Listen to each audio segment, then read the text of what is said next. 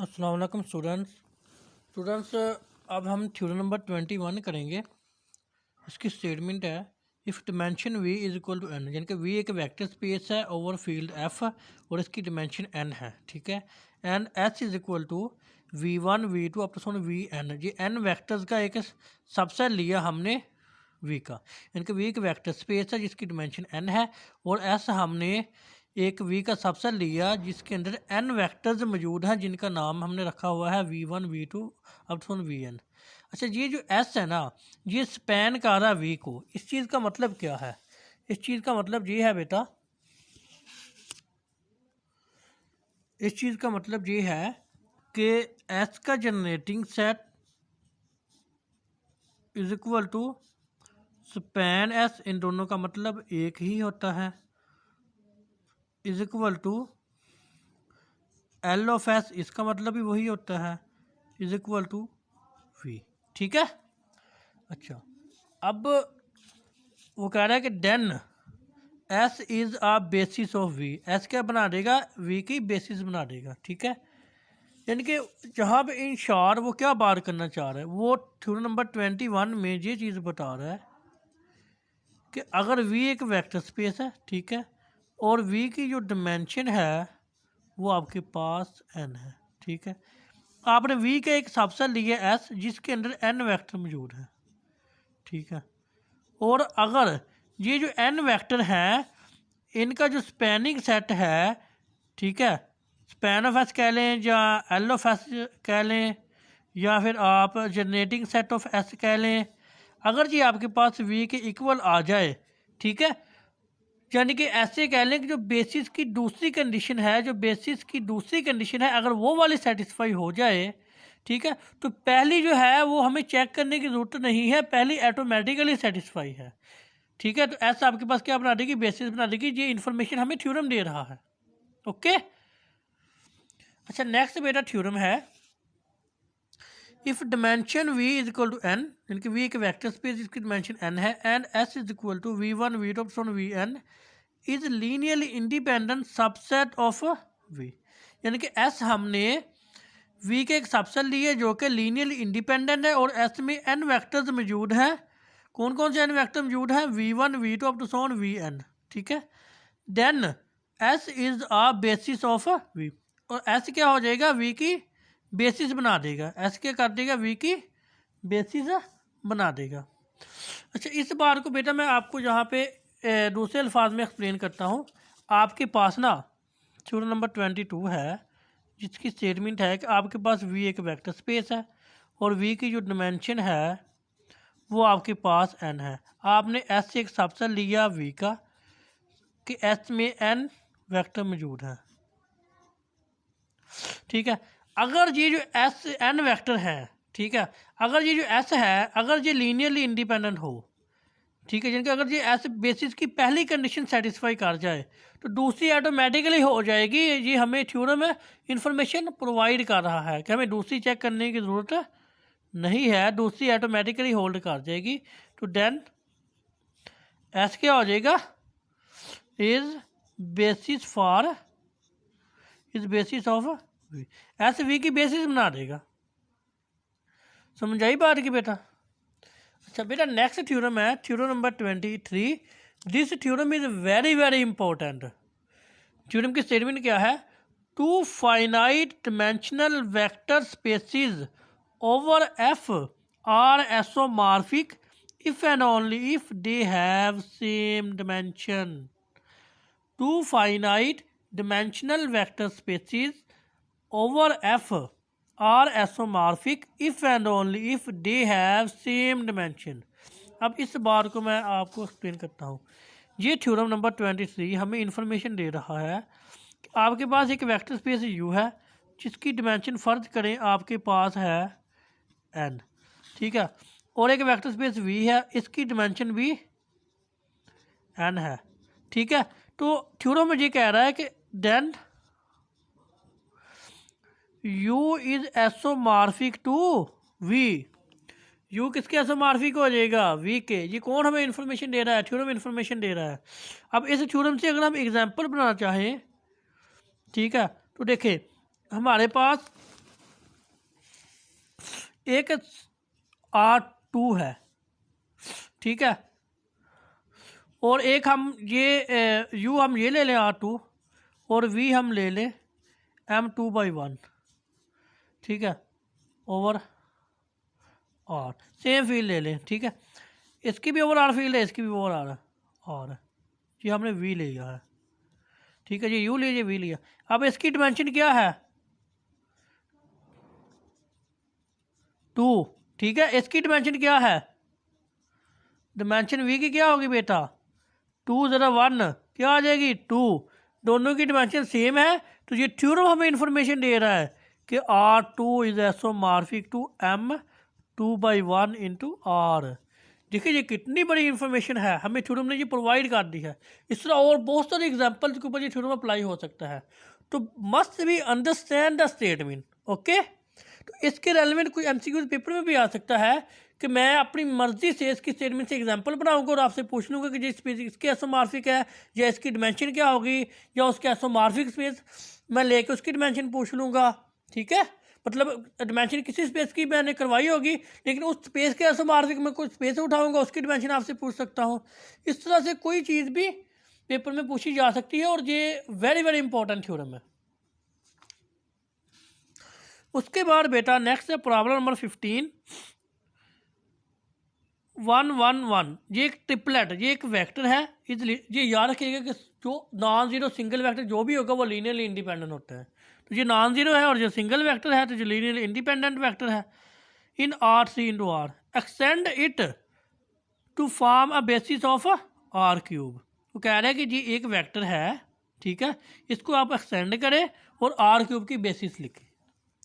अच्छा, ये वो बार क्यों कर रहा है, हमने पीछे एक थ्योरम पढ़ा था, थ्योरम में हमने ये कहा था कि अगर हमारे पास V एक वेक्टर स्पेस है ओवर सम फील्ड F, ठीक है, अगर हम इसका S एक सबसेट ले लें V का जो कि लीनियरली इंडिपेंडेंट है, ठीक है, तो हम इस S को एक्सटेंड करके V की बेसिस बना सकते हैं।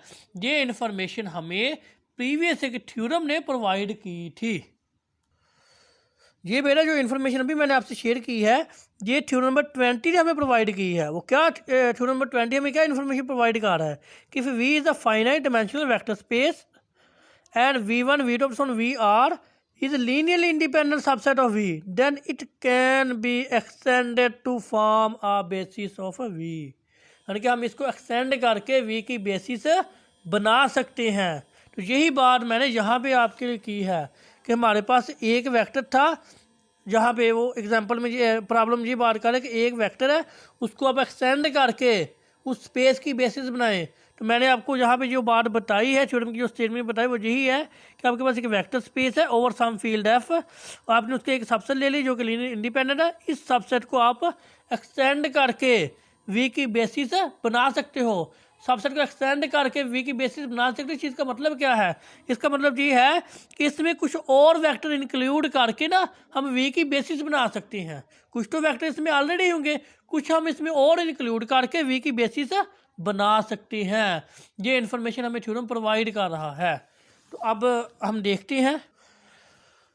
अच्छा बेटा, अब प्रॉब्लम नंबर 15 पे यही बात है कि 1 1 1 एक ट्रिपलेट एक वेक्टर है, लीनियरली इंडिपेंडेंट है, आर्ग्यूमेंट लिया हम, उसने कहा कि extend it to form a basis, इसको एक्सटेंड करके आप बेसिस बनाएं। और मैंने आपको थ्योरम नंबर 20 का रेफरेंस भी दे दिया और मैंने इसकी स्टेटमेंट को एक दफ़ा दोबारा से समझा दिया है कि हमने इसमें एक्सटेंड का मतलब क्या होता है और ये इन्फॉर्मेशन कहाँ से आई है और ETC इसके रेलिवेंट जो भी बातें आपको बताई हैं वो आपको होपफुली समझ आ गई हैं। तो अब इसके सोल्यूशन की तरफ आते हैं। 1 1 1 is a non zero vector in R3, ठीक है, एंड लीनियरली इंडिपेंडेंट। और मैंने आपको ये बात भी बताई है कि नॉन ज़ीरो जो भी वेक्टर होगा वो लीनियरली इंडिपेंडेंट होगा। जब सिंगल वेक्टर की बात करेंगे और वो नॉन ज़ीरो हो तो वो लीनियरली इंडिपेंडेंट होगा, और zero vector always linearly dependent होगा। ये नॉन ज़ीरो था तो ये लीनियरली इंडिपेंडेंट है। Let S is equal to, अब इसको हमने एक सेट के में रख लिया, ठीक है। अब हमने इस सेट में कुछ और वेक्टर इंक्लूड करने हैं कि S हमारे पास बेसिस बन जाए। तो देन L ऑफ S हमारे पास S के एलिमेंट्स के लीनियर कम्बिनेशन का सेट आ जाएगा, यानी कि alpha into 1 1 1 alpha belong to R। अब देखें, अल्फ़ा आप जो मर्जी रियल नंबर रखें, जी का एलिमेंट कभी भी इसमें नहीं आएगा, ठीक है ना। आप 1 रखेंगे जी आ जाएगा, 0 रखेंगे 0 हो जाएगा, 2 रखेंगे 2 का मल्टीपल आ जाएगा, 1 का मल्टीपल आ जाएगा, यानी कि जी वेक्टर कभी भी इसमें मौजूद नहीं होगा। 9 1 0 0 जी आर क्यूब में है, बट इसमें नहीं है, ठीक है। और एक और बार अपने माइंड में रखें, वो ये है कि अगर फ़र्ज़ करें आपके पास वी एक वेक्टर स्पेस हो, ठीक है, एस आपने उसका एक सबसेट लिया हो, ठीक है, और एस आपके पास लीनियरली इंडिपेंडेंट हो, ठीक है। अच्छा, अब एक वेक्टर और आपने ले लिया वी में से, ठीक है। अब वी अगर बिलोंग नहीं कर रहा एल ऑफ एस में, तो फिर ये जो वी है इसको अगर हम एस में रख दें, यानी कि एस यूनियन सिंगलटन वी, तो ये जो सेट बनेगा ये अगेन लीनियरली इंडिपेंडेंट होगा। ये अगेन क्या होगा, लीनियरली इंडिपेंडेंट होगा। तो यही बार वो यहाँ पे कर रहा है कि ये देखें हमारे पास ये वेक्टर आर क्यूब में था लेकिन इसमें नहीं है, तो इस वेक्टर को इसमें इंक्लूड कर दिया है, ये देखें, तो ये अगेन क्या हो गया, लीनियरली इंडिपेंडेंट, ठीक है बेटा। नौ एल ऑफ एस वन, इसको एस वन का हमने नाम दे दिया, एल ऑफ एस वन क्या आ जाएगा, लीनियर कम्बिनेशन के साथ इन दो वेक्टर्स के, वो ये आ जाएगा हमारे पास कि alpha into 1 1 1 plus beta into 1 0 0, alpha beta real number, इनको ऐड किया तो ये हमारे पास आ गया। अगेन 0 1 0, ये इसमें इसके लीनियर कम्बिनेशन में नहीं है, आप जो मर्जी अल्फा बीटा रख लें, ये एलिमेंट इसमें कभी भी नहीं होगा। अच्छा, अब ये एलिमेंट इसमें नहीं है, अच्छा अब ये इसमें नहीं है, तो अभी जो मैंने पीछे बात की है कि ये वेक्टर जो कि इसमें नहीं है, तो अगर इस वेक्टर को हम S1 में इंक्लूड कर दें तो जो सेट फिर बनेगा हमारे पास वो अगेन लीनियरली इंडिपेंडेंट होगा। तो इस हमने क्या किया कि इस वेक्टर को S1 में इंक्लूड कर दिए, तो ये हमारे पास S2 एक सेट बन गया, तो ये अगेन क्या हो जाएगा, linearly independent subset of R cube आ जाएगा, ठीक है। अच्छा जी, अब सिंस हमारे पास आर क्यूब की डिमेंशन क्या है, 3 है, ठीक है। क्यों 3 है, आपको मैंने ये बताया था कि आर की पावर जितनी होगी ना उतनी उसकी डिमेंशन होगी। We find S2 will be a basis of V, इसका मतलब कि हमने ये फाइंड कर लिया है कि S2 क्या है, बेसिस ऑफ वी है। हमने किस तरह से फाइंड की है, ये देखिए बेटा, ये मैंने आपको थ्योरम भी बताया था, ये जितनी डिमेंशन है उतने ही लीनियर इंडिपेंडेंट वेक्टर्स है ना, ये देखिए 3 लीनियर इंडिपेंडेंट वेक्टर है, 3 ही इसकी डिमेंशन है, ठीक हो गया। अच्छा, अब ये थ्योरम में क्या इन्फॉर्मेशन प्रोवाइड कर रहा था जो आपको मैंने बताया इससे पहले, थ्योरम नंबर 22 कि जितनी डिमेंशन हो अगर उतने ही लीनियर इंडिपेंडेंट वेक्टर हो तो फिर आपको इसका स्पैनिंग सेट चेक करने की ज़रूरत नहीं है, जी आपके पास डायरेक्टली क्या हो जाएगा, बेसिस हो जाएगा। तो यूजिंग थ्योरम नंबर 22 हमारे पास S2 क्या बन गया, basis of R cube, understand, okay. Next theorem है हमारे पास theorem number 24, let W be a subspace of a finite dimensional vector space V एक finite dimensional vector space है, W उसकी सबस्पेस है, देन दो बातें होंगी, W की डिमेंशन भी फाइनाइट होगी and dimension of W less or equal dimension of V। अब नेक्स्ट बार, in fact dimension of V is equal to dimension of W if and only V and W are same.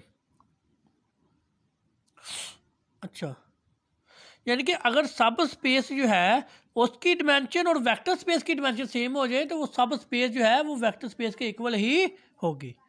उसके बाद मेरा next एक remark है, if W is a subspace of V where W is equal to singleton 0 then dimension W is taken to be 0। यानी कि अगर W जो है वो V की सब स्पेस है, W में सिर्फ एक ही एलिमेंट है जो कि 0 एलिमेंट है, देन W की डिमेंशन क्या होगी, 0। थ्योरम नंबर 25 है, let W be a subspace of a finite dimensional vector space V, then dimension V quotient W is equal to dimension V minus dimension W। Theorem number 26 है, if A and B are two subspaces of a finite dimensional vector space, ठीक है, then dimension A plus B is equal to dimension A plus dimension B minus dimension A intersection B। ठीक है student. अच्छा, इसके बाद अब हम chapter number 10 को कंटिन्यू करेंगे। जी चैप्टर नंबर जो 10 है ये लीनियर ट्रांसफॉर्मेशन पर कंसिस्ट कर रहा है। ठीक है, लीनियर ट्रांसफॉर्मेशन की डेफिनेशन हम पहले भी कर चुके हैं, तो लीनियर ट्रांसफॉर्मेशन के बारे में हम कुछ मोर डिस्कशन करेंगे। ठीक है, तो अब देखते हैं ये एक थ्योरम है, हमें क्या इन्फॉर्मेशन दे रहा है। थ्योरम 1 है, linear transformation T from V to V is 1 if and only if T is onto, यानी कि self map from vector space to itself, वो 1 if and only if T is onto, यानी कि उसमें 1 on to, अगर 1 हो जाएगी on to हो जाएगी, ऑन टू हो जाएगी तो 1 हो जाएगी। नेक्स्ट डेफिनेशन है, let t from v to w be a linear transformation, then we define rank of t is equal to dimension range of t is equal to r of t, यानी कि rank of T क्या होगा, range की dimension, उसको r of T से represent करते हैं। न्यूलिटी of T क्या होगी, डिमेंशन कर्नल ऑफ टी, उसको v ऑफ टी से रिप्रेजेंट करते हैं। नेक्स्ट थ्योरम है जिसका नाम है सिल्वेस्टर्स लॉ। सिल्वेस्टर्स लॉ क्या है कि let T from V to W be are linear transformation, then rank of T plus nullity of T is equal to dimension V, यानी कि rank of T plus nullity of T क्या हो जाएगी, dimension we हो जाएगी। ये theorem का क्या नाम है, सिल्वेस्टर्स थ्योरम या सिल्वेस्टर्स लॉ। नेक्स्ट थ्योरम है, if T from V to V be a linear transformation show that the following statements are equivalent. पहली condition, range of T intersection kernel of T is equal to singleton zero, क्योंकि range of T और kernel of T का intersection क्या होगा, singleton zero. Number 2, if T into T of V is equal to zero, then T of V is equal to zero. ठीक है student, तो hopefully आपको यहाँ तक समझ आ गई होगी। अच्छा बेटा एक और बात कि मैंने ना अब थ्योरम की सिर्फ स्टेटमेंट करवा रहा हूँ, प्रूफ नहीं करवा रहा। उसकी रीज़न ये है कि आप लोगों के पेपर होने हैं ऑनलाइन, ठीक है, तो हम ऑब्जेक्टिव के लिहाज से पहले इसको कंप्लीट करेंगे, उसके बाद हमें जितना टाइम मिलेगा उस लिहाज से हम इन जो थ्योरम्स हैं, जो इंपॉर्टेंट थ्योरम है उनके पहले प्रूव करेंगे, और बाकी जो थ्योरम्स जो थोड़े से कम इंपॉर्टेंट है उनके बाद में प्रूव करेंगे। तो वो हम टाइम के ऊपर डिपेंड कर रहे हैं कि हमें कितना टाइम मिल रहा है।